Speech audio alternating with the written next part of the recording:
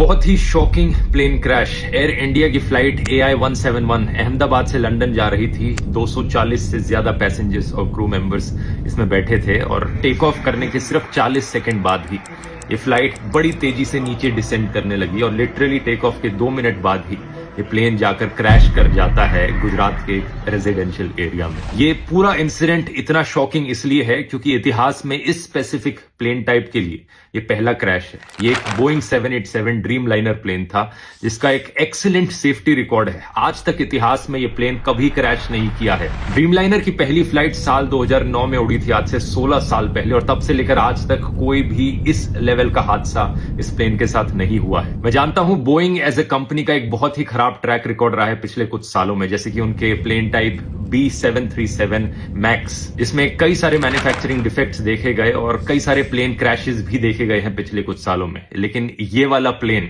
वो नहीं था। इस प्लेन का स्पेसिफिक कोड नंबर VTANB था, जिसे आप इंटरनेट पर जाकर सर्च करोगे तो सारा डेटा मिल जाएगा। ये 11 साल पुराना प्लेन था, कोई ज्यादा पुराना प्लेन नहीं था। ड्रीम लाइनर्स का लाइफ स्पैन 20 से 30 साल तक का होता है। जो पायलट इस प्लेन को उड़ा रहे थे, कैप्टन सुमित सबरवाल, उनका खुद का भी 8200 फ्लाइट आवर्स का फ्लाइट एक्सपीरियंस था, जो कि बहुत अच्छा होता है, तो पायलट भी इनएक्सपीरियंस नहीं थे। अगला सवाल आपके दिमाग में आएगा कि क्या वेदर खराब था? ऐसा भी नहीं था। 1:30 बजे दोपहर के ये क्रैश हुआ। वेदर कंडीशंस अगर देखी जाए तो लगभग 40 डिग्री सेल्सियस के आसपास का तापमान था। कोई ज्यादा तेज हवाएं नहीं चल रही थी। विजिबिलिटी जो थी बहुत ही अच्छी थी, 6 किलोमीटर से ज्यादा की विजिबिलिटी। तो ऐसे में सवाल उठता है कि यहां प्रॉब्लम कहां पर हुई। इसका असली जवाब हमें जल्द ही पता लगेगा। अभी प्लेन के ब्लैक बॉक्स से इंफॉर्मेशन को रिट्रीव किया जा रहा है, लेकिन मोस्ट लाइकली ये पूरा हादसा एक बहुत ही भयंकर टेक्निकल फेलियर का लग रहा है। क्या यहां पर कोई इंजन फेलियर हुआ है मेंटेनेंस फेलियर की वजह से? इसका असली जवाब तो हमें तभी पता लगेगा जब ब्लैक बॉक्स को रिट्रीव करके